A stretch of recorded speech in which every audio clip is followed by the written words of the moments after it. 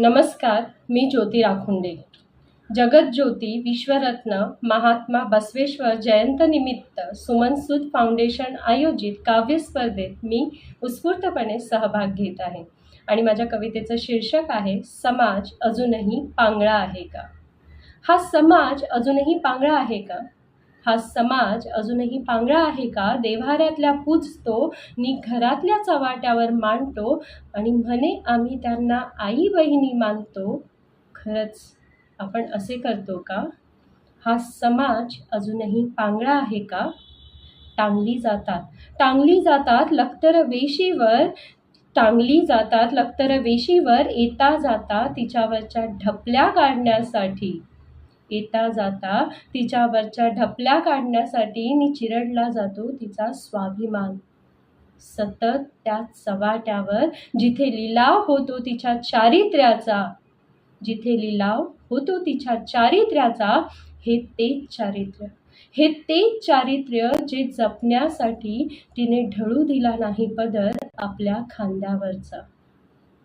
हे तेच चारित्र्य जे जपण्यासाठी तिने ढळू दिला नाही पदर आपल्या खांद्यावरचा. हाच पदर खेचते ती वासना, हाच पदर खेचते ती वासना, जिला ना चेहरा मोहरा नाती गोती, हिचा जन्म आपल्याच आजूबाजूच्या लोकांच्या पोटी. इला ना चेहरा मोहरा नाती गोती, हिचा जन्म आपल्याच लोकांच्या पोटी. इतकी ओतप्रोत भरून वाहते नजरांमधून, कपड्यांच्याही आरपार उतरते सगळेच शरमेचे बांध सोडून. इतकी ओतप्रोत वाहते नजरांमधून, कपड्यांच्याही आरपार उतरते सगळेच शरमेचे बांध सोडून. ती संपवते तिचं जिवंत अस्तित्व नि उमटवते विद्रूप वासनेच्या खुणा. ती संपवते तिचं जिवंत अस्तित्व नि उमटवते विद्रूप वासनेच्या खुणा. मनाच्या पटलावर रोज रोज पुन्हा पुन्हा एक चिता जळते तिच्या अस्तित्वाची, तिच्या असण्याची, तिच्या स्वप्नांची. एक चिता जळते. पहाटी राहतात भग्न झालेल्या मूर्त्या नुसत्याच घरात वावरण्यासाठी.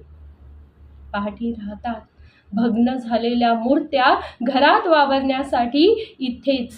इथेच संपतो तिचा प्रवास, ती म्हणून जगात ओळखण्यासाठी. इथेच संपतो तिचा प्रवास. खरंच आपण असे करतो का. हा समाज अजूनही पांगळा आहे का. देव्हाऱ्यातल्या पूजतो नि घरातल्या चव्हाट्यावर मांडतो आणि म्हणे आम्ही त्यांना आई बहिणी मानतो. खरंच आपण असे करतो का. धन्यवाद.